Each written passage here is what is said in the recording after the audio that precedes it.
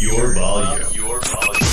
Because you're about to listen to The Sick Podcast with Tony Marinaro. 55 seconds left in the penalty, a minute and 27 seconds left in regulation time. Boston 4, Montreal 3. Lafleur coming out rather gingerly on the right side. He gives it into Lemaire, back to Lafleur. Oh! The sickest Montreal Canadiens podcast. You're in the spot! Sports entertainment like no other. Rejoint, on lui fait perdre la rondelle, une passe devant. Et c'est le dégagement, et ce sera la victoire des Canadiens. Coupe Stanley pour les Canadiens, leur 23e de l'histoire. You found the dogs! John, you found the dogs! He found the dogs! And all together, they worked a young team to the top. And now, a 24th Stanley Cup banner will hang from the rafters of the famous Forum in Montreal. The Canadiens win the Stanley Cup. Brought to you by Energy Transportation Group. Driven to be different. 8.6 beer. Intense by nature. And Locage. If the last time you went to Locage was when the Habs won the Cup, it's time you went back to Locage. It's gonna be sick. Happy Friday, everyone. Marinaro, the Sick Podcast, and I'm not going solo tonight because the way the Sick Podcast has been set up, we're going to go Monday to Friday, as you know, throughout the entire hockey season, starting at around 10 p.m. and or just after the Montreal Canadiens hockey game. What I mean by that is if the game finishes after 10 p.m., at that point, if it finishes at 10:15, we'll probably go on at 10:15.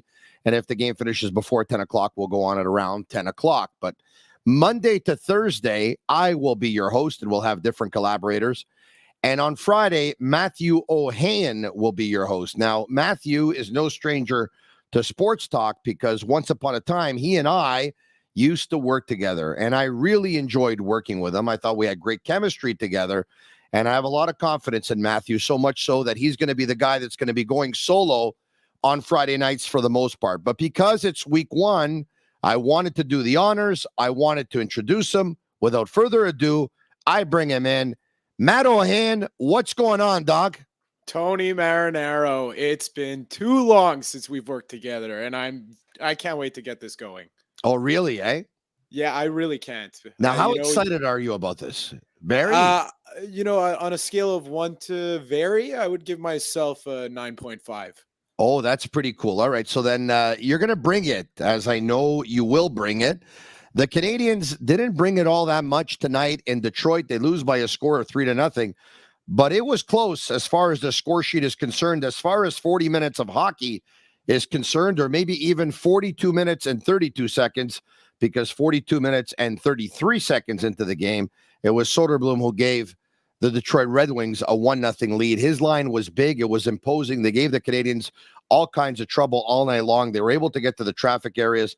The Canadiens weren't able to muster much, but the first period, the story of period number one is one player, and we'll get to that in just a second. Without further ado, though, I do want to tell you that the Sick Podcast is brought to you in part by Lacage. If the last time you went to Lacage was when the Habs won the Cup, I hope you go back to Lacage before the Habs win the Cup the next time, because it's gonna be a while, I think. But I hope you can get back to Lacage as soon as possible. I've been there several times with Agnello. As a matter of fact, I was there with Matt Ohayon a little while ago, and the menu will surprise you. They have really amped up the menu. They brought in some of the best staff in the city. They've remodernized and renovated pretty much all the caches. And if you haven't been there in a while, I think you're going to be shocked when you walk in, because it's the type of place that you go not only to hang out when there's a big sporting event, but you can also go as part of a family day or a family night. Pretty cool. All right. Okay, Matt, the story of the period, number one, was Jake Allen. And to that, I say, is this a joke? And the reason why I'm wearing the "Is this a joke" shirt is I have to tell you something. I wanted the Canadiens to trade Jake Allen. All right. I'm not losing sleep over it, the fact that they didn't. And by no means does this have anything to do with Allen's ability. Actually, on the contrary, I think Jake Allen's a very good goalie. For most, he's not a number one, but I think on many nights he can play as a number one. He'd probably have to do it come playoff time to be able to get that label full time.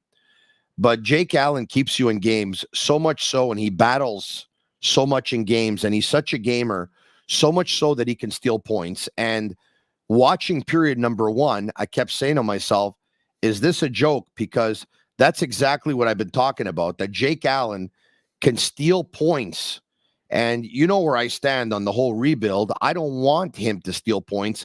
I want nature to take its course. And if the Canadians finish near the bottom, then so be it. Now, I've received some messages from our listeners and from our viewers saying, Tony, you don't have to worry. Jake Allen is not going to steal points in the standings because the Canadians are really not that very good. And even if he plays his best, they won't pick up points. Well, all those people who said that, tonight you were right. In period number one, I was scared because the Canadians were outshot 25-10. He stood on his head. Matt, I don't remember when was the last time a Canadians goalie made 25 stops in one period. No, it's been a while. That was a pretty bad performance from the Canadians in the first period. And now I'm on the same page as you. Nature, take its course. You know, we probably know around where the Canadians are going to end up in the standings. I just think that is something you don't want to see. You don't want to see them go out there and basically do nothing out on the period and waste 20 minutes of our time. I mean, that's what that was. So when you're going out and doing that, you're not showing me any progression in your play. That's all everyone wants to see is progression in the play. And we didn't see any of that. The game on Wednesday night didn't even happen in the first period. They didn't build off of anything that they accomplished in that game. Yeah, that's the goal, right, for this year is actually progression. I mean, they've talked about it. All right, okay. We're going to get to a lot of things. 9-8, the Canadians were outshot in period number two. The Canadians actually outshot Detroit 11-6 in period number three. And that's when the goals came. We talked about Soderblom 233 into period number three. And then the Canadians pull the goalie, and Nick Suzuki probably wants to have a pass back. Rasmussen into an empty net with 1 minute and 1 second left in regulation. Much to my delight, because Jean-Charles Lajoie earlier this morning at BPM Sport 91.9 on your FM dial, Montreal's best sports radio, without a doubt, he said that he liked the Canadians to cover the plus 1.5 that they were. All right. Okay. And so I was happy when that second goal went in. And I was even happier when Evgeny Dadonov gave away the puck also with an empty net. And Oli Mata ends up scoring to seal the deal. 40-29 were the shots for the Detroit Red Wings. They beat the Canadians by a score of 3-0. On the power play, both teams were 0 for 3. The Canadians led in the faceoff circle 58% to 42%, but that's pretty much the only place where they led all night long. The Sick Podcast is also presented by 8.6 beer, intense by nature, the beer for those who follow their instinct and live their passion in order to make their mark. And the Detroit Red Wings clearly played with passion tonight, Matt, but the Canadians a little less. A Canadians team who was played with a lot of passion on Wednesday night in their home opener. Opening night, Carey Price there received the loudest ovation. It was unbelievable. Carey was not in Detroit with his teammates tonight. Carey was still at the Bell Center. He was sitting front row at the Raptors game. Did you see that? Yeah, I did. You got courtside seats with his wife. Yeah, I didn't notice if his kids were there, but his wife was definitely there. He apparently got a big ovation when he got propped up on the Jumbotron. Yeah, it was him and the missus, and obviously he's got a contact to get pretty good tickets, huh? Because those are seats that a lot of people in Montreal would have loved to have been sitting in tonight. Courtside like that, the Raptors game, pretty cool. Yeah, not bad. Not bad at all. Not bad. You think he's got a good plug? Yeah? I think he would have a decent connection or two. I would think so. Anyway, you can feel the energy from the Detroit Red Wings, especially in period number one. They wanted this one versus the Montreal Canadiens. They came out so strong. You can feel the energy at Energy Transportation Group. From warehousing, customs brokerage, and transportation consulting, Energy Transportation Group has you covered. Believe me when I tell you that. I know them personally. Mike Cinquino, Sean Gerard, Energy Transportation Group. Love those guys. All right, okay. Time on ice. It's 2 games in. They played Juraj Slavkoski just over 10 minutes on Wednesday night. He got no minutes on the special teams. Tonight, he got no minutes on the special teams either. He played 9 minutes and 37 seconds. A lot of Montreal Canadiens fans are going to look at the stat sheet and they're going to see that Slavkoski played a lot less than everyone else. The next lowest amount of minutes was Evgeny Dadonov at 12 minutes and 2 seconds. Rem Pitlick had 12 minutes and 45 seconds. Dadonov plays on a 4th line. Pitlick plays on a 4th line. Jake Evans got 13:53. He plays on a 4th line. Slavkowski is supposed to be playing on a 3rd line with Dvorak and Gallagher. There is no Detroit Red Wing that got under 10 minutes like Slavkowski tonight. There is no Detroit Red Wing that got less than 11 minutes and 37 seconds, and that's another youngster, Joe Veleno. Now, Veleno entered the National Hockey League last year, and he didn't get that much more time than Slavkowski got a couple of nights ago. About a minute more, as a matter of fact. And I think that when it comes to development, Steve Yzerman knows what he's doing. And they're not going to give Veleno too much. And I would think that when it comes to development, Marty St. Louis, who played for Steve Yzerman in Tampa, also knows what he's doing. Some Canadiens fans, Matt, are probably alarmed, but I think the Canadiens have a plan with Slavkowski, and I think they know what they're doing. Yeah, I think they know what they're doing too, but you could also tell by the way he looked. I mean, he didn't look like a difference maker. He didn't look like he was that big body that he was billed to be. He looks like he's just a step behind the play, and that's just the reality of a situation when you're making the jump from Europe to the NHL, from any level to the NHL. It's the best league in the world, so I think it's normal. Am I concerned? No, they know what they're doing. You know, there's no reason to not trust this group of management at this point. You know, everything they've touched so far has turned to gold. So yeah, it's you can pump the Habs fans that are freaking out already. You can pump the brakes on that, I think, for now. All right. Okay. We are live. We're out of Montreal on this Friday, October 14th. It's 10:13 p.m. I bring it up because it's live right now. Mind you, you can listen to this podcast a little bit later on tonight. Subscribe to our YouTube channel. It's absolutely free. You can watch it on our Twitter handle. You could watch it on our Facebook page. And the other night I gave scores, and somebody said, do you have to give the scores? I'm at work. I don't want to know what the scores are. And when I come home, I want to watch the games. Well, guess what? There's a lot more people that are actually at home. They're watching the games, but right now they probably detached for a little bit because they're watching us on the Sick Podcast, and I really appreciate it. So because of that, I'm going to give out scores. I can tell you from a Montreal perspective, a huge win for the Montreal Alouettes versus the Ottawa Redblacks by a score of 34-30. And that means that the Montreal Alouettes are going to the CFL playoffs. Isn't that good news? It also means that they're going to be playing the game at Percival Molson Stadium, because they're going to finish second in the East, worst case scenario, with a record of 8-8, and they won't be able to be caught by the Hamilton Tiger Cats, who are going to be in the 3rd spot. So great news for the Montreal Alouettes. Speaking of Montreal sports teams, CF Montreal will play a playoff game on Sunday night at 8 p.m. at Stade Saputo when they host Orlando City. And so that's going to be another big one. All right. Okay. Who caught your attention tonight? And we will get to the phone lines a little bit later on. We'll get to your calls at 1-888-585-SICK. That's 1-888-585-7425. By the way, if you have messages for us, please write them down, send them, shoot them off, text them on YouTube, on Facebook, on Twitter. And Sammy and Agnello at Master Control, what they're going to do is they're going to make them pop up. Speaking of which, I like to do this every now and then. Let's say hello. We haven't said hello yet. Sammy and Agnello? What's happening, guys? What's going on? All good here. All right, okay. Where's Juliana? Well, I don't know where she is. She's running around somewhere. She's running around. It's a family operation, folks. Juliana's here. You want to see Juliana? Here's Juliana. Yeah. We have to give her some camera time because Juliana hasn't been in the camera yet. All right. There's Juliana.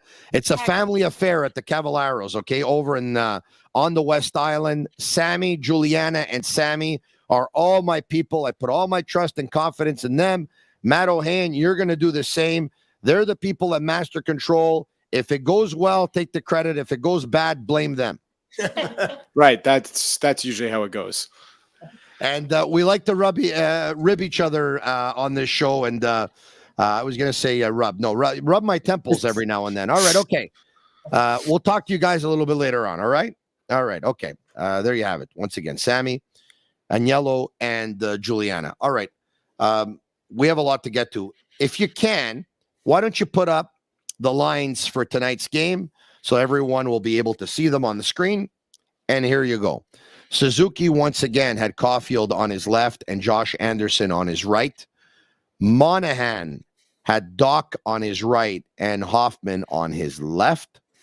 Dvorak had Gallagher on his right and Slavkoski on his left.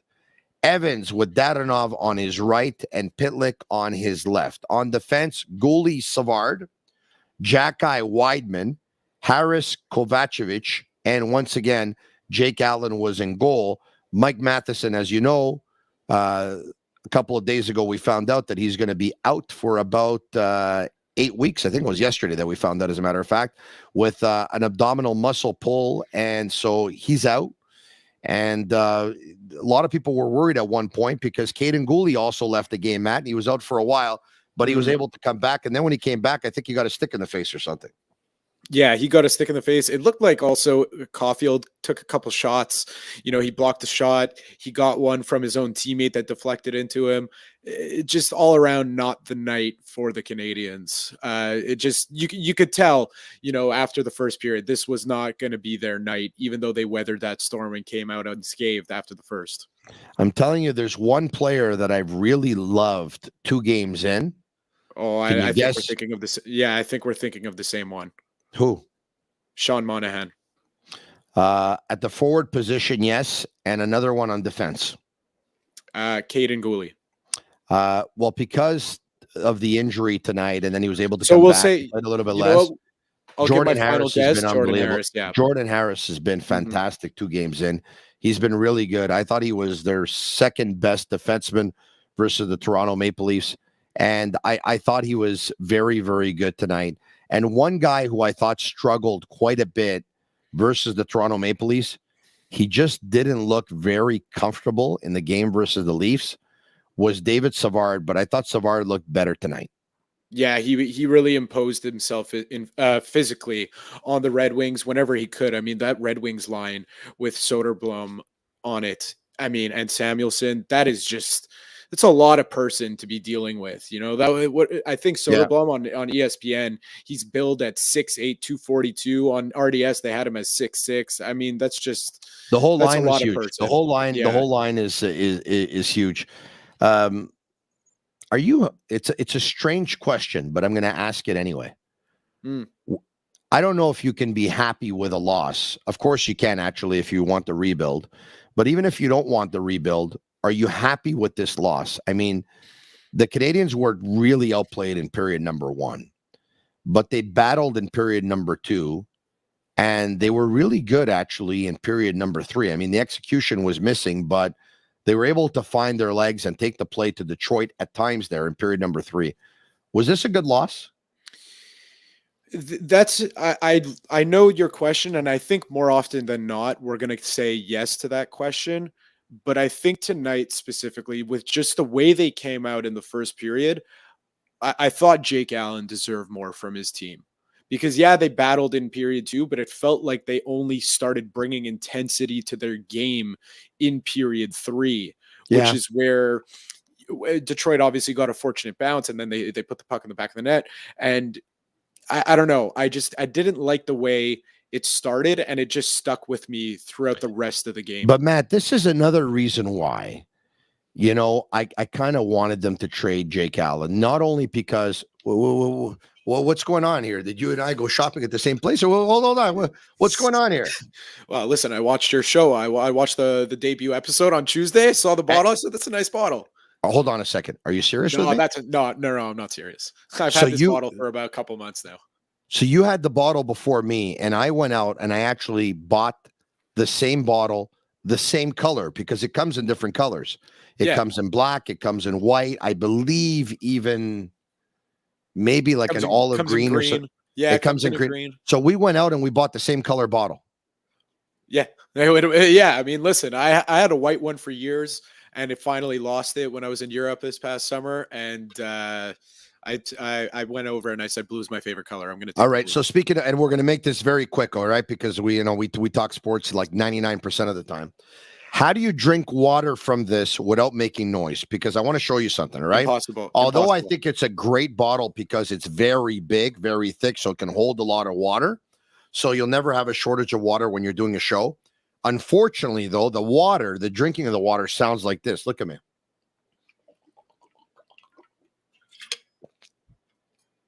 That's a lot of noise. Like, did the mic pick that up? Yeah, it did. It picked it up, eh? All right. Yeah. All right. So I maybe a straw? Well, there is the straw cap. You know, they do have the straw cap, but I can't find it. I can't find mine. Oh, they do have the straw cap. I didn't know they had the straw cap. All right. Why don't we get to some messages? And Agnello, we're going to open up the phone lines at 1-888-585-7425. It's a toll-free number, 1-888-585-6. So you let us know who's calling. In the meantime, send us all your messages. You can send them on YouTube. You can send them on Facebook. You can send them on Twitter. And Agnello and Sammy are going to put them up, and we're going to get to all of your messages. Marinaro, of course, and Matt Ohayon. I've been told I don't have to say that because unlike a radio show, this is a podcast, and everyone knows it's us. But it's a force of habit, I guess. I mean, I've been doing it for 20 years, right? Saying it. Spicy Javi. What do you think about Dach's play? All right. I think watching Kirby Dach that I'm already prepared to say that he is and will be through the course of at least this season the most enigmatic player on this team, that we're just going to look at him and one day we're going to think he has the package. It's just a question of putting it all together. And another day or another game, we're going to think that there's just too many holes and he'll never be able to put it together. Some shifts, I kind of see Bobby Smith one day. Other shifts, I see a player who was drafted third who never ended up playing to his potential. He's still young, 21. I'm talking about looking into my crystal ball here, and I just think he's enigmatic, and I would want him to shoot the puck a lot more. He doesn't do it enough. He didn't do it in preseason. I think he did do it only one game. Tonight, he had a couple of shots on goal. It was not his best game. It was not his worst game. He wasn't better than anybody else, and he wasn't worse than anybody else. He was just there. My take. You? Yeah, Tony, you know who he actually reminds me of a lot? He reminds me a lot of Josh Anderson. He has the same frame. He kind of has that build, and Anderson's a lot more physical, Matt. Was it too more? Well, you could tell. But listen, you could tell that once he adds that element to his game, he's still a young guy. I mean, he might not add it. Well, if he was projected to be that. I mean, I don't consider him a prospect because he plays in the NHL now, and he has been playing in the NHL. But there's still elements to his game that he could add. So if he adds that, he reminds me of an Anderson in the same way that, as you said, you know, some nights you're gonna notice him a lot. He's gonna be all over the ice. Other nights, he's just gonna be kind of there. And that's the type of player I see Anderson. That's how I could see it coming for Dach. I think they're going to want him to play offense. I think they see him more as a dangler. The challenge is that when you're projected, you know, you're a centerman, or, you know, they want to see you down the middle for the next year, 2 years, 3 years, 4 years. You're going to have to win some face-offs, but I mean, you know, you don't have to take them all. B, you're going to have to play a 200-foot game. So if you have holes in your defensive part of your game, it's not going to work out. Look, when Jeff Gordon was the GM of the New York Rangers, one of his first moves was to go out and make the trade for Mika Zibanejad. He traded Derek Brassard to the Ottawa Senators in return for Zibanejad, and Zibanejad in the last year exploded and is a star with the New York Rangers. He's hoping that Kirby Dach will be the next Mika Zibanejad. That's what he's hoping. Center, right-handed shot, big guy, long reach, can dangle, nice wrist shot. That's what he's hoping. Well, if he turns it to Mika Zibanejad, the Habs fans across the world can be ecstatic with that trade because Mika Zibanejad's a hell of a player. Hey, I like the background of the Sick podcast with Tony Marinaro and a little arrow pointing to Matt Ohayon, which I think is pretty cool. You don't have a Sick t-shirt on right now, do you? No, I don't. We didn't think of everything clearly, right? I would have Well, thought I have the hoodie, but unfortunately, laundry day is tomorrow. Yeah. Okay. Hold on a second. Just you can talk. Actually, talk for the next 10 seconds. Go ahead. Okay, for the next 10 seconds. All right. So I mean, Kirby Dach, I'll agree with Tony. I think he has the tools, but it's a matter of him putting it all together. I mean, I really don't know what Tony's up to right now. He always does this. He always surprises me. But another player I really liked that I mentioned earlier was Sean Monahan. Sean Monahan. I mean, this is a guy. This is one of Jeff Gorton's first moves, Kent Hughes' first moves, and I think if he continues playing the way he's playing, the Habs are going to get a great asset out of him, more so than just that first round pick that everyone wants. I think that Sean Monahan has been just a great surprise, and he's been able to put it together through 2 games. I'm back. I want to let you know that we have, Ça sent la coupe. Yeah. In the words of Peter, the great Peter from Côte Saint-Luc, team concept, total emotion and motivation. All right. Tone. We have a regular Sick. This is this is important that we do this because we sell them. Okay. So I know here. Okay. We can make a commission. Okay. All right. It's at sickattire.com, by the way. Usually when I talk, I get paid. Okay. One team, one dream. Emoji 2 now.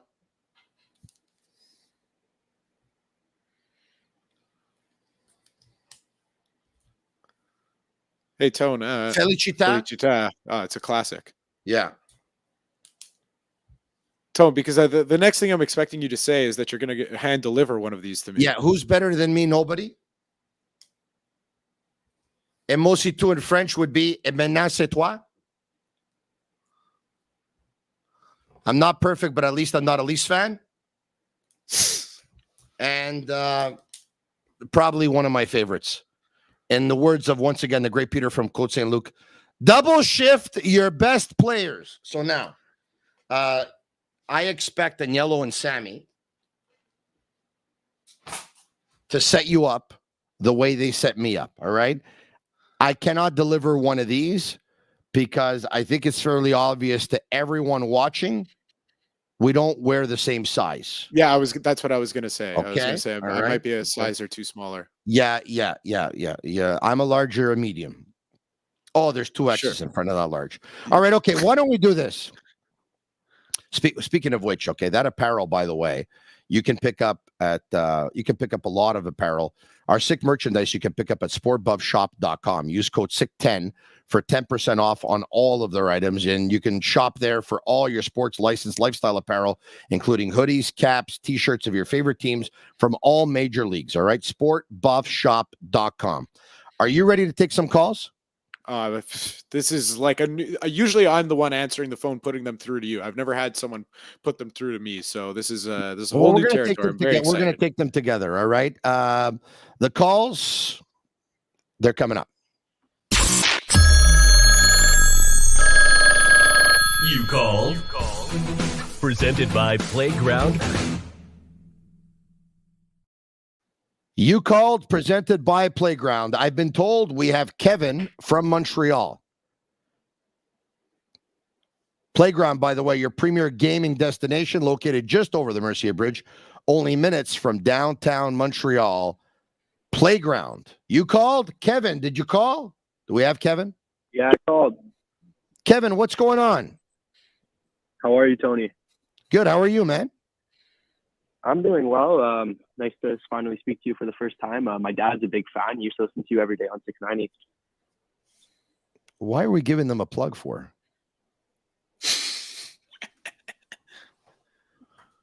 Are they still operating or what? What's the story here? With what? Nothing. Forget it. That's what I mean. All right. Okay. Thank you. Say hi to your dad for me. Eh? Say hi to Matt Ohayon. I definitely will. Say hi to Matt Ohayon. Matt Ohayon is my man. Say hi to him. Hey. Kevin, what's going on? Kevin, I'm glad you brought the enthusiasm to the table this evening. Do you usually put Tabasco sauce in your steak or what? What's the story here? No, I just been studying, so pretty burnt out. Yeah. What are you studying exactly? Accounting. Yeah, that would explain it. Yeah. It's okay. Don't worry about it. I mean, one day you're going to be a CPA and you're going to be making all kinds of money and it's going to pay off. That's the goal. That's the goal, my man. What's on your mind? Yeah. I had a question for you about the Habs, actually. Yeah. Okay, so obviously, we have trouble scoring goals, and we didn't score any tonight. I want to know how many times you think we're going to get shut out this year? How many times the Canadiens are going to get shut out this year?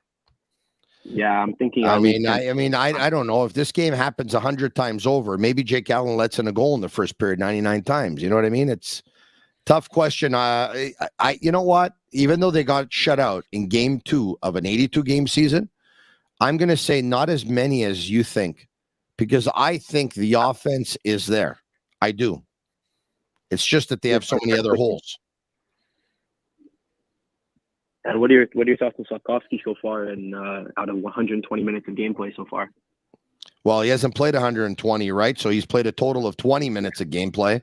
Yeah, but I think it's okay. We've seen flashes. Look, if you're not Sidney Crosby, Alexander Ovechkin, or Connor McDavid, you're going to struggle in your first season in the National Hockey League. I mean, that's just the way it is. There are others too who have done well, but there's a lot of guys who weren't great in their first season. They went on to be stars in the National Hockey League. Joe Thornton is one of them. Kevin, thanks for calling, and say hello to your dad, all right? Thank him for all the support over the years. I appreciate it. No problem. Thank you. Before we go to Zach from Cornwall, now that I read Cornwall, there's something that just clicked, Matt. Someone sent me a message tonight, actually, on, I believe it was on Facebook Messenger, because I get messages everywhere. Hey, man, I'm a huge fan from Cornwall, Ontario. Jason Richardson is my name. Watch you all the time. We'll watch you tonight. Any chance you can give me a shutout, that would be sweet, man. Jason Richardson, hello, buddy. Thanks for watching. And thanks for listening to the Sick Podcast. Yes. I'm Marinaro. You're supposed to say, I'm Ohayon. I'm Ohayon. You have the same enthusiasm as Kevin. Listen. You this was a great choice. You are going to go far. Let's go to Zach from Cornwall. Zach, are you there? Zach, are you there? We don't have Zach. Zach is gone. Bye-bye. Ciao. Gonzo. Where are we going? We lost Zach. 1-888-585-6. Question. Are Laval practices teaching Marty St. Louis concepts? Well, this coming in from Angelo Zafiro. Angelo, I haven't been to any. I'd have to talk to somebody who's covering the Rocket, but I would be willing to guess yes, because even Eric Engels was saying this from Sportsnet when we talked to him a week ago. Adam Nicholas is there pretty much in charge of player development. He spends as much time with the Canadiens as he does with the Laval Rocket. And everything that they're trying to do in harmony. They're trying to do in unison. It looks like we have still a caller up there. Are we still going back to Zach in Cornwall or what? We're not. I see something, but we're not taking any calls. Boo. Let's take another question then if we're not going to take a call. We do have a call. Pierre is in Arizona. Pierre, how are you? Pierre, are you there? Yes, hi, Tony. Yes, Pierre, how are you? Yeah, pretty good, thanks. Calling from Mesa, Arizona. I'm originally from Montreal. Welcome to the Sick Podcast. Your podcast, and I was following you also when you were on RDS and your other radio show. Yes, that's right. Yes. I used to be on another television station. I got about 14 appearances last year. I'm going to get about 140.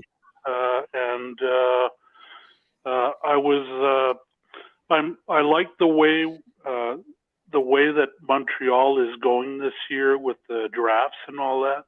I think that that's the right way to do it. It was a long time coming. You mean the rebuild, correct? I'm sorry? You mean the rebuild? That they're going the way of the rebuild. So that's what you're in agreement with. I agree with you. I think it's a plan. And I think that they're doing it the right way, even if it takes 3 years to get a good team. With the previous management, basically, we gave away a lot of good draft choices to patch up the team. And I didn't agree with that. So I like the way that the Montreal Canadiens are going direction-wise. Pierre, what has Kent Hughes said on more than one occasion? He talks about being competitive for a long period of time and sustaining that. Well, there's only one way for sustainability, is to do the rebuild. Because if you're going to patch, you could end up being a very competitive team one year and falling apart the next. And we saw that in 2020, right? In 2020, in 2021, we saw that. They ended up in the Stanley Cup final. And then 4 or 5 months later, some big pieces were injured. Others moved on. Danault went to Los Angeles. Stahl left. Tatar left. Edmondson hurt. Byron hurt. Price hurt. Weber hurt. Yada, yada, yada. Short summer for the players. And they just couldn't sustain it. So everything you're saying is true. You Called is brought to you by Playground, your premier gaming destination located just over the Mercier Bridge, only minutes from downtown Montreal. Luigi is in Ahuntsic. Luigi, are you there? Do we have Luigi? Luigi. Tony. How are you, Tony? Luigi D'Amore. Congratulations, Tony. Beautiful, sick pass. Matthew, I'm so happy you're back with Tony again. Awesome. Luigi, I remember you. I remember you from back in the day. You remember me, huh? Awesome. Yeah. I'm so happy to see both of you together, working together. It brings me back a lot of good vibes and memories. Luigi, you were at an event a couple of years ago, right? And I was there and Matt was there. And I remember you saying how much you enjoyed me and Matt working together. And you had called us one day when we were on the air. Actually, you called a couple of times. And you thought that Matt and I had pretty good chemistry, huh? Absolutely. And I think I called Matt even on the sidelines. And I told Matt, I said, Matt, you did an awesome job. And I said, congratulations to your future endeavors. And so you were able to see it that we had chemistry together. Luigi, you would make for a very good program director. But I think I'd be more comfortable on the other side, so just listening to you guys. It's awesome. I'm so happy that you guys are back together, and I listen to you. You know very well, Tony, how much I follow you. And Luigi, you've been a huge supporter over the years, huge supporter. And you know what? I'm happy to say that I had a chance to meet you. You were a caller. You were a listener. You were a caller before you were a friend. And then I had a chance to meet you. And I consider you a very dear friend of mine.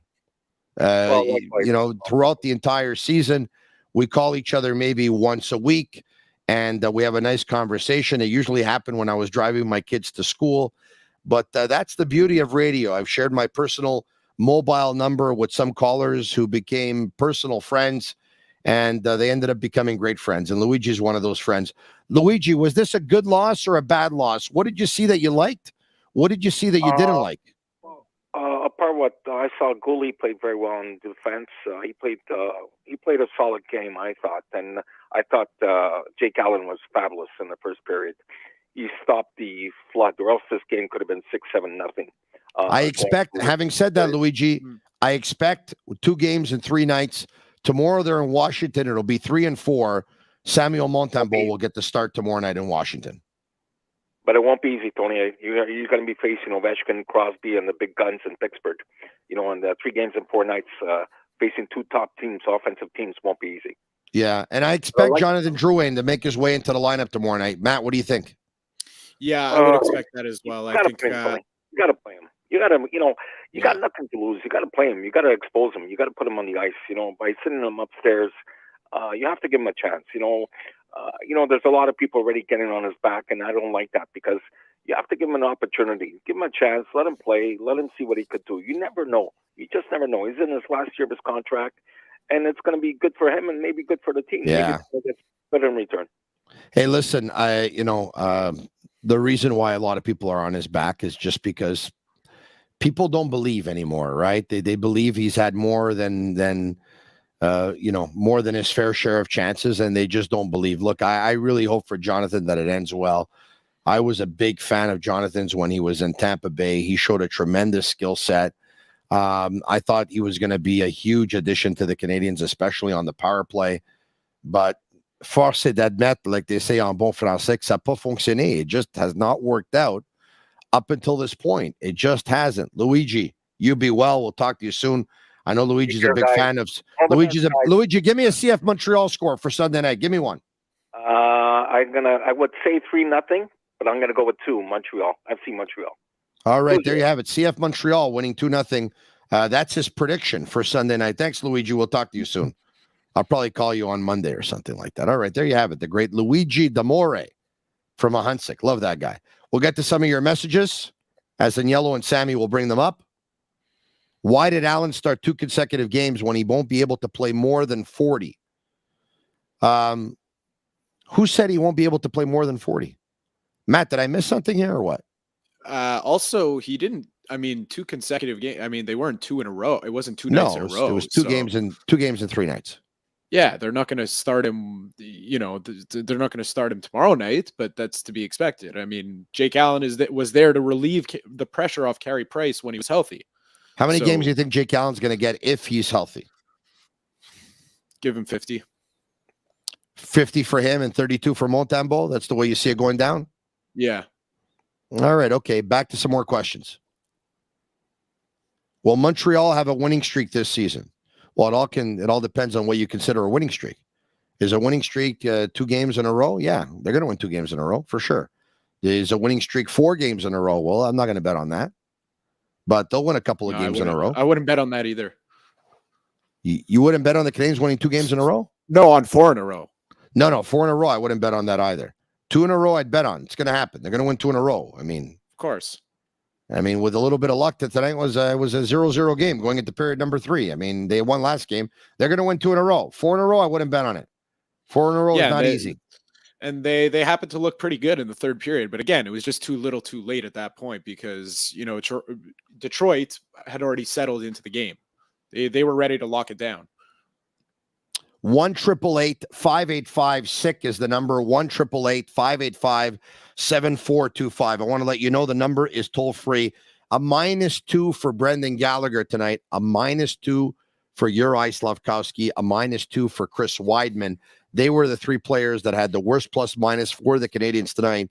Matt, we talked about Slavkoski, 9 minutes and 37 seconds. That's not the end of the world. They're bringing him along slowly but surely, very gradually. -2 during that span, though, is not good. No, and, as long against Toronto, he looked really good on that play where he was cutting through the middle, drew a penalty, that tripping penalty. He drew another one tonight, by the way. He drew another one tonight. Well, that's it. So he's getting the legs moving and he's creating good things. If I was a betting man, I would say, probably everyone on the Canadiens this year, maybe except for Suzuki and Caulfield, will end the year as a minus. So is that really such a big deal? Not really in my mind. No morning skate for the Montreal Canadiens tomorrow night. The Canadiens PR team has tweeted out they'll face the Capitals at Capital One Arena in Washington tomorrow night at 7 p.m. The Sick Podcast goes Monday to Friday, weeknights at 10 p.m. And if the game finishes just after 10 p.m., we'll be on right after the game. We'll get to your messages and we'll get to your phone calls at 1-888-585-SICK. And here's a message coming in from Tom Crouchman. Tony, if Monahan wants to resign instead of getting traded at the deadline, do we do it? I think he's 28. Unrestricted free agents will want 4 to 5 year contract. It all depends on how much he's producing and at what number he wants to sign. Like if Sean Monahan plays the way he's played the first 2 games and he wants $5 million, I'm in. If he plays 50% of the way he's played in the first 2 games, I'm out. So far, I think so good.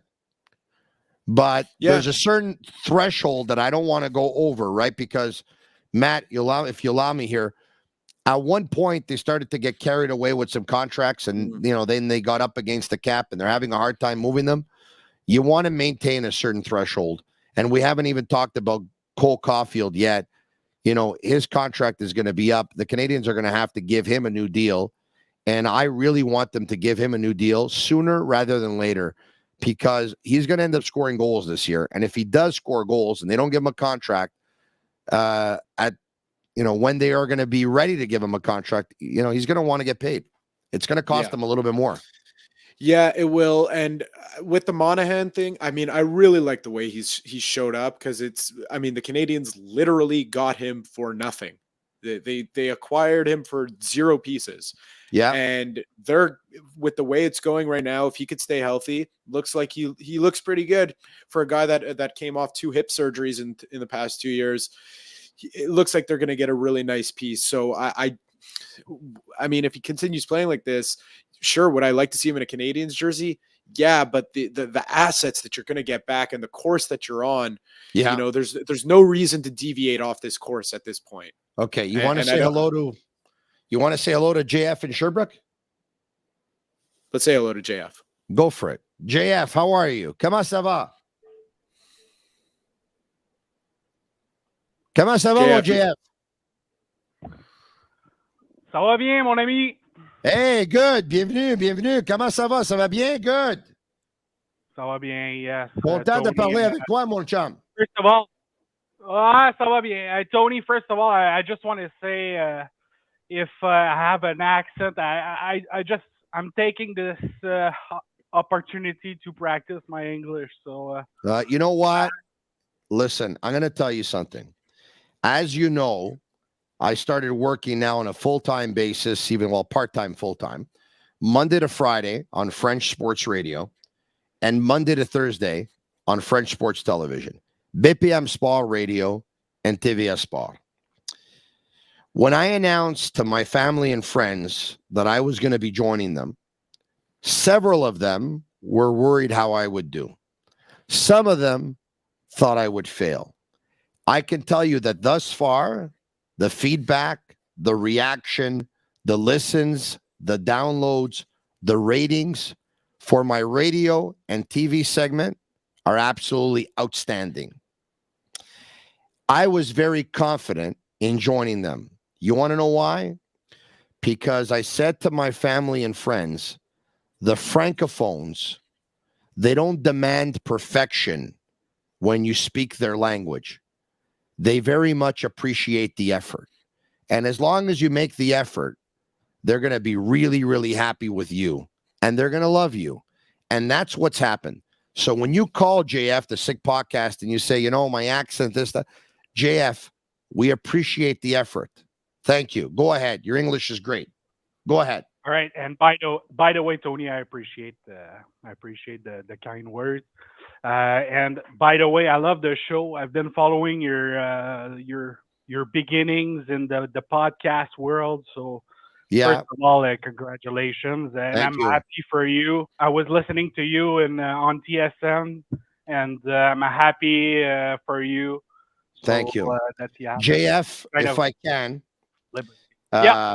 Go ahead. Yep. When Sammy, who was diagnosed with spinal muscular atrophy at 9 months old, and his parents were told that Sammy wasn't going to make it for the age of 2, and today he's 21, and he graduated business administration, sports marketing, and for 8 or 9 years, he's had his own social media company, and he has over 6.5 million followers on all social media platforms.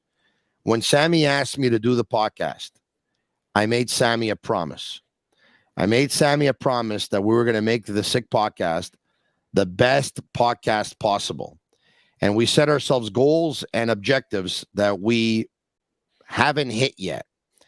And no one was going to stop me from doing the podcast. That's all I'll say for now. Well, Tony, I'm happy for you. You have some kind of Ron Fournier in you, I can tell. Merci beaucoup. I wanted to... Paccioretti. I spaghetti cannelloni, Paccioretti. That's Ron Fournier. Hey, Tony, you know what? I'm happy for the Habs because it's in the beginning. Yeah, we have a lot of young players, and I'm patient. You know, I know what's going on. Yeah, Marty is playing 1-2. No matter what, we lose by 1. He changes it. He goes 2-1-2. No matter if we have enough skills to match the other team, giving the chance to the young players to show what they can do, show their skill. Tonight, yes, the first period, it's what we saw is a team that it was the first time on the road. Marty didn't have the last change. He did his best to match up what he could, but the skills, you know, Moritz Seider, there are a lot of guys over there that are ready. They're popping. They're just entering their prime. Yeah. So it was not an easy task for the Habs. And you know, Tony, what Moritz Seider's unbelievable, by the way. He could be the next Victor Hedman. Yes. He looks like him. Absolutely. He plays like a young Victor Hedman. He's a general on defense. And when the Detroit Red Wings and Steve Yzerman drafted him, he was scheduled to go a little bit later than when they drafted him. When they drafted him, a lot of people said, what are the Red Wings doing drafting Moritz Seider? Well, let me tell you, this guy's the real deal. The real deal. And I Norris Trophy winner one day. Yes, you will. And you will dominate for a long time. And I'm happy for the Wings. The team has been struggling for quite some time, and they're just, you know, with the help of Yzerman, they're coming up, and it's their time now. And they sacrificed a Quebecer to the Capitals. I apologize, Tony. I don't have his name now, but he was Anthony Manta. Manta, that's correct. Yeah. They took a chance, and I think it's gonna pay off for them. And I'm happy. Hey, JF, let's do this in ending because our lines are full. I very much appreciate you taking the time, but to pay tribute to the great Ron Fournier, I want you to do this. I want you to say, "Hey, Tony, comment ça va?" And I'm going to answer like Ron Fournier does. All right. Ask me, Tony, comment ça va? Puppy. Puppy. Juste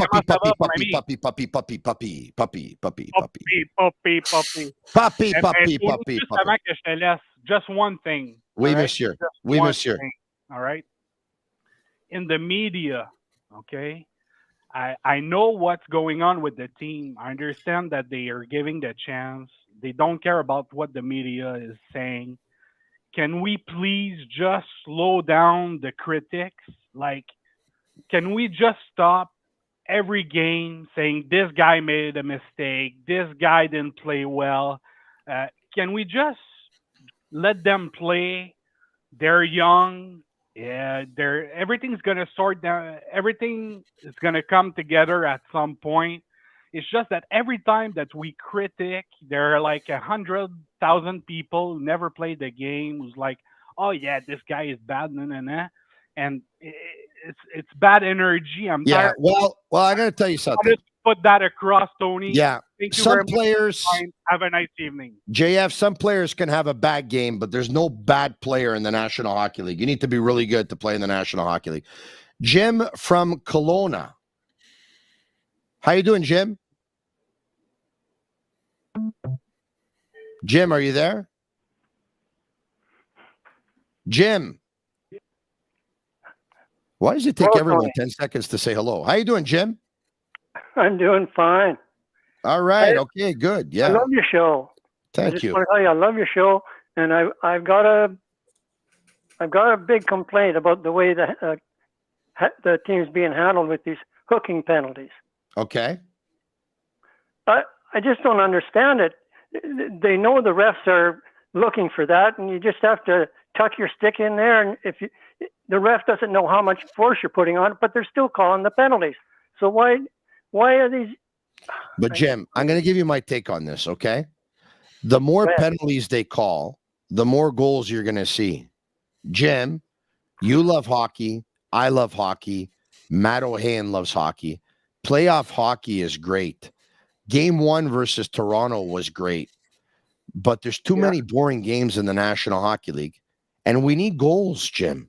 Jim, we need goals. So we need goals, Jim. Yeah. You know what I mean? So I don't mind if they call the penalties. Yeah, it maybe disrupts the momentum of the game a little bit, but we need goals in the National Hockey League. Like tonight, you realize tonight was a 0-0 game, 42 and a half minutes in. I get it. If it wasn't for Jake Allen, we probably would have saw Detroit score 3. I understand that. Oh, my God. But we have good players in the National Hockey League. There's good young talent. There's a lot of skill. We need to set them free. We need to see more offense. We need to see goals. We need to see players do special things. It's already hard enough because you don't have enough time and space on the ice.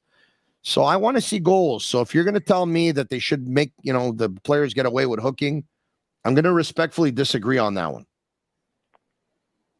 Okay. Thanks so much for calling. I appreciate it. Jim from Kelowna. Okay, Tony. All right. Next time I'm in, BC, I'm going to make my way to Kelowna.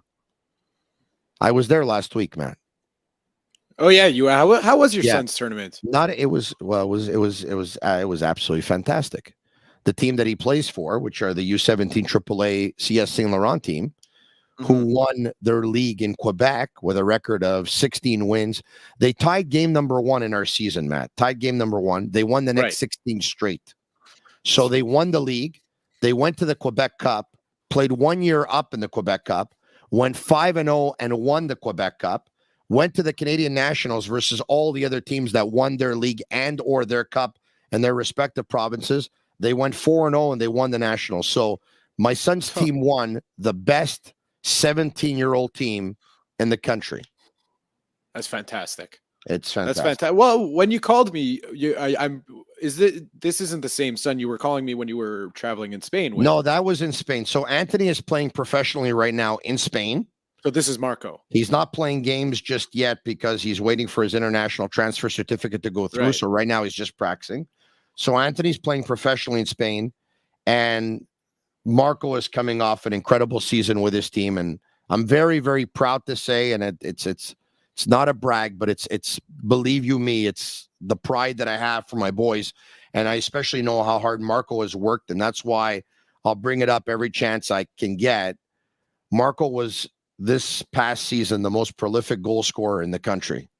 Oh. So he scored more goals than any other 17-year-old playing for a club in Canada.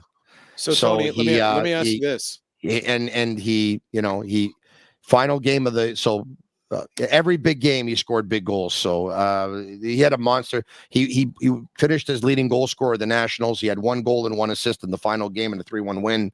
He had 2 goals in the final of the Quebec Cup win of 3-0, and he had 28 goals in 16 games in his league. I'm really, really proud, and I'm going to tell you why I'm proud. I'm proud because he's my son. Yeah. So I've talked about it quite a bit. But Marco has been shunned by every single high-performance team or program that there has been. He never made the local academy. He never made a high performance center. He never made a Quebec team. And he should have, because he scored goals even 3 and 4 years ago, more so than anybody. He destroyed the tournament goal scoring record at the Biello tournament in Montreal on CF Montreal Academy's training facility. His team scored 11 goals. He scored all 11. They didn't take him. He played against the academy team. He scored 3 goals and 1 assist in a 4-3 game, and they didn't take him. He played 4 friendlies with them. They gave him 45 minutes, 45 minutes, 45 minutes, and 21 minutes. He scored 4 goals, more so than anybody, and they didn't take him. And Marco took it very badly. For months, he took it very badly. And one day he woke up and he said to me, I'm going to show all of them. And guess what? He did. And I'm going to bring up Marco's success every chance I get. As you should. And Tony, let me just Tony, let me ask you this: when your 2 sons become the faces of Canadian soccer, that's a lot. Listen, hold on. I'm not going to say that. They're good players. They have a passion for the game, and my message to them a long time ago was, no matter what you want to do in life, once you find your passion, you put all your heart and soul into it. That's what I did. That's what I live by, and that's what I want them to do. If they become the greatest at it, fantastic. If they don't become the greatest, it's okay, as long as they put all their heart and soul into it. Well, and Tony, when they do have great success in their soccer careers, because I have no doubt that they do, because I see the way I see all over your social media, the way they push themselves, and that they're always, I mean, I don't know which son it is, but you posted a video of one of your sons. I would imagine it was Marco, because the other one's in Spain. He's doing push-ups in the house. It's 10:30 at night. Yeah. And he's doing drills in his room. So in the last couple of years, because of everything I just told you, he decided to put it in 5th gear and take it to another level. And so that would be him. Okay, so there you go. So when they have great success in their soccer careers, you're not going to forget about me and Yellow, Sammy, Juliana. You're not going to forget about it. Oh, I'm taking off, and I'm going to go follow them, because I can do the podcast at a distance. All right, okay, that's enough of talking. But listen,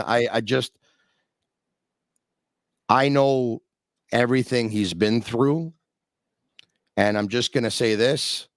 If you think it's easy being Tony Marinaro's kid and it opens up doors, you have no idea how hard it can be.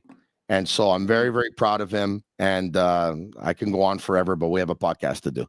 So let's get to, I'm love you, kid. All right. Okay. More messages. Why don't we get to them?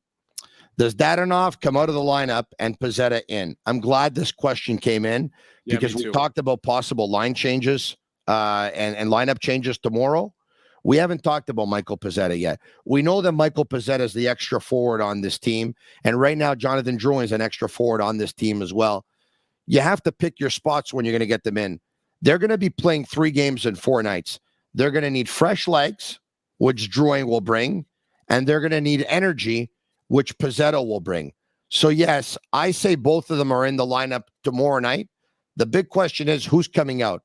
I think Dadonov will come out. But you ready for this? Go ahead. I think Slavkoski's coming out too. You think he's coming out tomorrow? Well, he played 9:37, and he's going to play his 3rd game in 4 nights. I mean, who else are they going to take out of the lineup? I mean, it's the easy name to say there is Rem Pitlick. Matt, that's the perfect. Hold on. That's the easy name to go with. But I like that you said Slavkovski, because there will be a storm in the media, and fans are going to freak out. Oh my God, already game 3 and he's healthy scratch. But it's for all those reasons you outlined. You need fresh legs. You need energy.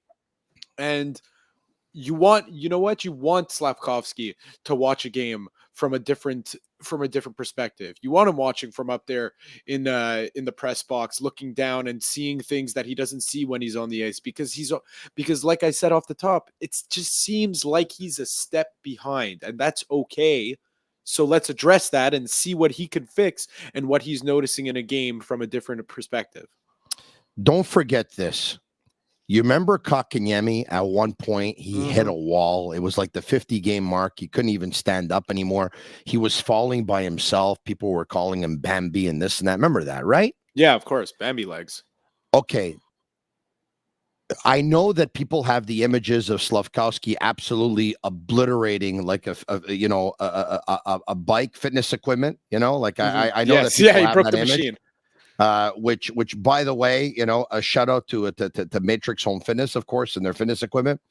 But Slavkoski in many games in preseason looked like he was a little behind on his cardio. They're going to sit him out every now and then so he doesn't hit that wall that Kotkaniemi hit. They're going to do that. I think they sit Slavkoski and Dadonov tomorrow night for Drouin and Pezzetta, unless somebody's hurt, of course, at the forward position. But those are the players that I think are going to come out. Yeah, I would agree. And those are the players that are going to go in. I would agree. If the ice time is any indicator of that, then sure. But if it's not going to be Slavkovsky, I mean, it's at that point it's got to be Rem Pitlick. It's just he hasn't. I mean, you're not. There's no high expectations there. Yeah, but no, I know. But Pitlick. Look, he can still develop, but there's another thing with young players is that you remember how many times they did it with Galchenyuk and Kotkaniemi, and they said, and they do it with all other teams, okay? Seattle's going to do it with Shane Wright, and right. All other teams are going to do it, right? They make them watch the game from above. Sometimes they make them sit next to a coach and stuff like that. They ask them, what their observations were from watching the game from above and stuff like that. It's part of the process, and it's part of coaching, and it's part of development, and that's the way it's going to go down, and that's the way it's going to happen. So, I think it's going to be him. And if you're right, which I mean, you're usually right about these things. It's not a bad thing. It's actually, on the contrary, it's a good thing, because then they're putting faith in him rather than just keep throwing him out there. And he's getting 9 minutes a night, and who knows what he's thinking? Maybe that he's not accomplishing anything out there. So he'll watch it from a different perspective, add some things, take a couple notes, and then he'll be fresh and ready to go on Monday night. Yeah, we went overtime here tonight, and we did so without even me. Finding out what my rate would be. Yesterday, I brought in Agnello and Sammy. I brought them back up, and I asked them what overtime pays, because I had told them we'll go minimum an hour, and now we're I think an hour 13 into the podcast, right? So you know what he told me yesterday, or no, actually less, because of the countdown. We're at about an hour 8. Yeah. You know what he told me yesterday? They're going to try and get me on Canadian Idol. If you would go on Canadian Idol, what song would you sing? It's Tricky by Run DMC. Oh, really? Yeah, that's my go-to for karaoke for sure.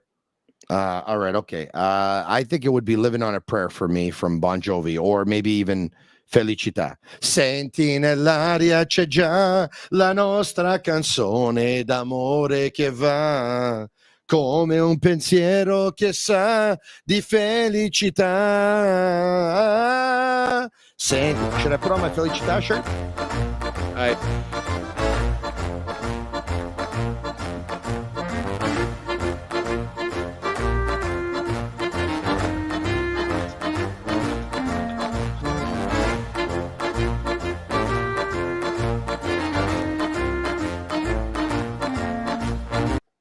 When was the last time you were at an Italian wedding?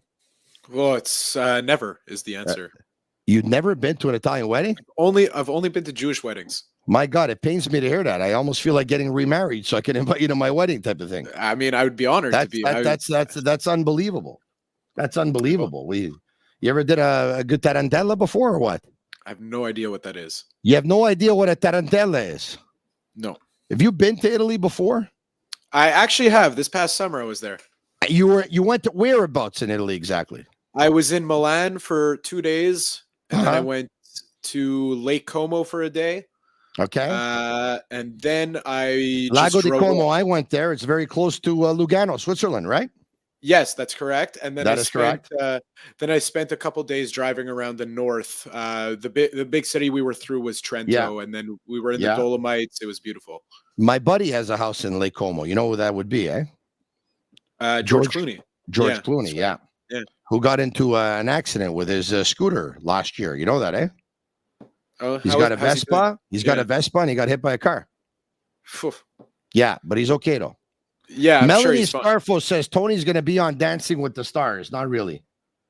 My wife does own a dance studio, by the way, and I took ballroom classes at one point, but they were like Wednesday night between 8:30 and 9:30, and it would coincide with some Canadians games every now and then. So, when you commit to ballroom dancing, you can't really miss a week because they go step by step. They introduce new steps all the time, and then you have to put everything together. You understand what I'm saying? Yeah. But if you have people that want to go for, that want to sign up for dancing, we don't turn anyone aside. As a matter of fact, we have the space. We're there to please. I'll come if you're my dance partner. I'm not dancing with you. You're not my type. Oh, okay. That's fine. Yeah. I won't take that personally. It's okay. Hey, listen, you're going to be filling in on Fridays. I'm going to be with you maybe every now and then, but for the most part, I won't be. Okay. You're going to be hosting the Sick Podcast on Friday nights, starting at 10 p.m. going forward. And you're not only going to talk Habs. I want to let everyone know you're a huge football fan. So you're going to be recapping Thursday night football from the night before. We didn't talk about it tonight because it was a real stinker, the game between there wasn't much Washington to and talk Chicago about last night. It was a disaster. What we can talk about is Benjamin Saint-Just from La Belle Province making a huge defensive play in the game. What's the game that you have your eyes on this weekend? Well, of course, being a big Bengals fan, I am. My eyes will be locked on the 1 o'clock window on the Bengals and Saints. Saints are without a couple big pieces. Marshawn Lattimore, their number one corner, is out. They're also without Michael Thomas and Jarvis Landry. I mean, listen, all logic dictates that the Bengals are going to win, but with the way it's been going and the pain I've been through, I just can't confidently predict that. However, the game of the week is at 4:25, Bills and Chiefs, coin flip rematch game, as I'm going to coin it. Bills are going to win this one. Bills are going to win this one. Listen, my brain. Listen, my brain is telling me the Chiefs. I mean, my brain is telling me the Bills. But as a betting person, how in your right mind, as a logical thinker, can you not take Patrick Mahomes as a home underdog for the first time in his career? You're surprised if the Chiefs win that game? You're surprised? Yes, it's just that because with a little bit of luck, Buffalo should have won last time around. And usually what happens is when you end up losing, there's a little bit of payback. And I think that could be the reasoning. Also, the reasoning is that the Bills got reinforced in the offseason, even though they lost a couple of games that I don't even know how they lost to the Miami Dolphins. Like, I have no idea how they lost to the Dolphins. They lost that one. They just got by the Baltimore Ravens. That was a good game. The Cowboys and Eagles is going to be a good game as well. And you would think that a gimme is going to be the Tampa Bay Bucks because the Steelers, without Watt, they can't win games. I saw a stat the other day. It's unbelievable. They just can't win without him. No, he's a game breaker, and he should be the MVP every single year because of what he brings to the table. But, I'm not even saying this as a Bengals fan. I'm saying this as an objective football watcher. Yes. The Steelers are bad. They are a bad football team. There is, nothing positive to look out for. Yeah. Maybe George Pickens, Kenny Pickett looks like he's decent, but it's going to be a while till they put it together there. That is a bad football team. Hold on a second. Speaking of Kenny Pickett, let's go to Agnello and Sammy if we can. Agnello and Sammy, we have you? Let's go to them. But what are they doing? Like every time I call them, like it takes them like 5 minutes to come back up to the screen. But what are you guys doing? You're playing a game of Briscola Scopa. What do you play? You're playing Italian? We had another discussion. Since you're on so long, we're thinking of cutting your pay. Forget about the raise. Yeah, okay. You're gonna cut my pay. Uruguay's. I think the last time you e-transfer me was like 5 months ago. Even that you have to cut. Yeah. Cut everything. Our e-transfer has been working for about 5 months. So. Speak into the microphone, please, if you can. No, listen. I'm bringing you on Yep. Because everyone watching right now, not every, all kidding aside, and we like to poke fun at each other. It's actually been more like 4 months and not 5 months that he hasn't paid me. But the Sick Podcast is in several cities. And you brought on Dale and Chad the other night. Toronto. From Leafs Talk, Sick Podcast Leafs Talk, out of Toronto. The Sick Podcast is also in Chicago. What Adam Rank from the NFL Network. Mm-hmm. Correct. It's in Arizona. Yep. With Kelly from Arizona. It's in, if I can hold on a second. Pittsburgh, Steelers Crazy. Yes, it's in Pittsburgh. I was getting to that one, and that's why I bring it up, because Kenny Pickett. His coach was on. The coach that trained him for about 6-7 years. And he said they were at a camp, and Peyton Manning didn't know who he was. And he went up to this coach and said, "Who is that guy, Kenny Pickett? Like, I love him. This guy's like the real deal." And that's what he is, the real deal. Oh, wow. That's pretty cool. Yeah, so Adam Rank is the one who does Chicago. Chicago, yeah. And Pittsburgh, your hosts are? Pittsburgh is Mike and Jordan. Mike and Jordan out of Pittsburgh. And we have Chris in Detroit. He's doing the Red Wings. He couldn't come on tonight. I wanted to bring him on, but he couldn't come on tonight. Why? He's working or what? He's working here. Yeah. I guess you scared him away with the Toronto people. He didn't want to come on. Yeah. No, the Toronto people, by the way, I have to say, they were good sports, because I got a little carried away with them, and they were really, really good sports, because there's something about the Canadians in opening night and beating Toronto. I get a little carried away to the point where maybe a little bit too much. Okay. But they text me right after, they message right after. They're awesome. They're good sports. So, you know what? I owe them one. I think I'm going to go on their podcast in Toronto, and I'm going to have them grill me maybe after Toronto beats the Montreal Canadiens the next time they play them. All right. Okay. So hold on. We taped him tonight, and he thought the problem that night was that you were eating M&Ms at the beginning. And he thought the green ones, I don't know where you got this from, green ones make your brain go crazy. So he thought you had too many green M&Ms. Okay, so you know what? I'm really glad that you're bringing this up, okay? Because I'm really glad you're bringing this up, because one of the beauties with a podcast, and I'm sure the people who are watching us right now, all of our viewers on YouTube and Facebook and Twitter would attest to this, is that the difference between podcast, of course, and radio is podcast. We bring you behind the scenes, right? So you can see with my setup here, I'm in my basement in Ville LaSalle. Matt's at his place. All right. I got my water bottle here, and I got my water there. You know, I got my phone over here. You know, I have a mixer to my right. Like, I can show you everything I have. So if this would be radio, we eat in radio. We'll have some chips. We'll have some M&Ms. We'll have chocolate. We'll have candy. We'll have sours. We eat. It's just, that's what we do. We fuel up, whether it's good fuel or bad fuel. We fuel up. We eat. But you won't see us. Sometimes you'll know we're eating if some people are eating while we're on the air and stuff like that. You'll know it. But I figure, you know what? I have no problem with eating M&Ms and people seeing that I'm eating M&Ms, because I'm just a regular guy, and regular people every now and then they eat M&Ms. I got a message from a friend of mine who said, "Hey, look, I'm going to give you some advice. Don't eat M&Ms while you're on camera ever again." And I said, "Why? What's wrong?" And he said to me, he said, "Just the image of you opening up the bag with your teeth and eating it and this and that." He said it looked terrible. So what I'd like to know, if you can bring up some messages, do people think, because I'm curious, because I didn't think it was all that bad. I just thought, you know what? We're behind the scenes, and I'll do what we do behind the scenes. Do people think it's gross or disgusting, or does it offend them? Does it bother them if I eat while Matt is talking, for example, and I'm having some chips or I'm having some chocolate? Can people weigh in and message us here? I want to know this. From all the messages that we saw, nobody mentioned the M&Ms. Nobody mentioned the M&Ms? No, nobody mentioned the M&Ms. Pierre Look says it doesn't bother him. No. Evan Moskovich says yes.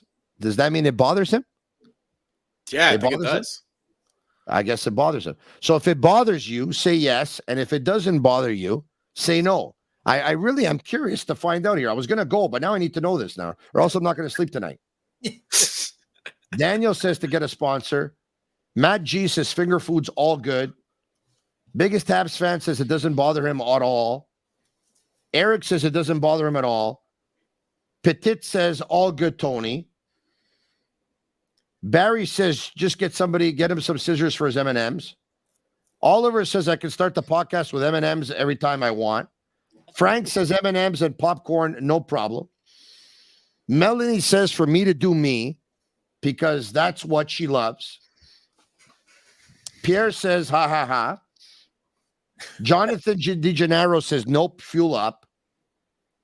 But this is funny though, because the friend of mine that wrote this to me, who was like, no, you can't eat on camera.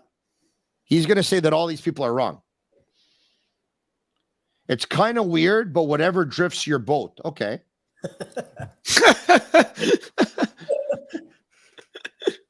It doesn't look like it bothers people. I guess it does. I mean, just don't be chewing into the mic. No one wants to hear that. You know. Hold on a second. Now where's he going? He's gonna go grab some and yellow. He's gonna go grab some M&Ms or something. I know already. And he's gonna crunch into the mic because he knows it's gonna annoy us. Because you had to tell him. Here he comes. You had to. I know that because this is what he does. This is what he does. What are those? These are sour cherries. You ever had that before? Yeah, they're great. Yeah, but I get they're great. name. Yeah. I get brand name. Sour cherries. The bag was already open. I didn't rip it with my teeth. By the way, there's messages just still coming in. It's not that big a deal. It seems like we're pretty good here. All right. Okay. So now that we got that out of the way, I know whether or not I can eat or not eat. It bothers people. It doesn't bother people. This is a lot of fun. Matt, for those who didn't know you, I'm glad they had a chance to meet you tonight. Matt is a great young man. He's got a funny sense of humor. He loves his sports. He loves his hockey. He loves his football. He's got a very good personality. He's very engaging. I personally think he has a lot of potential. I think he can go far if he wants it. It's there, Matt. Just go out and grab it. Go out and take it. So he's going to go solo on Friday nights for the most part, starting at 10 p.m. The Sick Podcast. We hope you enjoyed our first week. Subscribe to our YouTube channel. It's absolutely free. Subscribe to our Facebook page. Subscribe to our Twitter handle. Tell your friends about it. Tell them it's sick. Marinaro. I'll be back on Monday night following the Canadiens and the Pittsburgh Penguins, and we're going to do it all over again. I'll get to your comments. I'll give my analysis. I'll give my opinions, and we'll take your calls again. Matt, here's your chance to say bye, and then I'm going to sign off. Thanks for listening, everyone. And I'm very excited to be with you guys this year and going forward. And we're going to have a lot of fun. We're going to have a lot of fun. And you guys are going to get to know me a lot better. Like you know Tony so well, I'll get to that level one day. So thanks for listening, everyone. That's a very high level you're going to want to get to. If you get to 50%, it's already very, very high. It'll be better than get to 50% of me. You'll be better than everyone else in this industry. Marinaro, the Sick Podcast, brought to you in part by Energy Transportation Group, Mike Cinquino and Sean Gerard. Love those guys. From warehousing, customs brokerage, and transportation consulting, Energy Transportation Group has you covered. 8.6 beer, intense by nature. The beer for those who follow their instinct and live their passions in order to make their mark. And La Cage. If the last time you went to La Cage was when the Habs won the Cup, it's time you go back to La Cage. The menu will surprise you. The last time we had an event at La Cage, Nelson, who owns a travel agency, came by. He said he drove an hour and a half to meet me. And he said, Tony, I love when you sign off and you say this. I'm Marinaro. Good night, everyone. Thanks for watching. Peace. And that's a wrap. Hope you don't miss us too much until next time. Follow the Sick Podcast with Tony Marinaro on YouTube, Instagram, Facebook, Google Play, and Apple Podcasts. The Sick Podcast is brought to you by Energy Transportation Group, driven to be different, 8.6, intense by nature, and La Cage. If the last time you went to La Cage was when the Habs won the Cup, it's time you went back to La Cage. The menu will surprise you.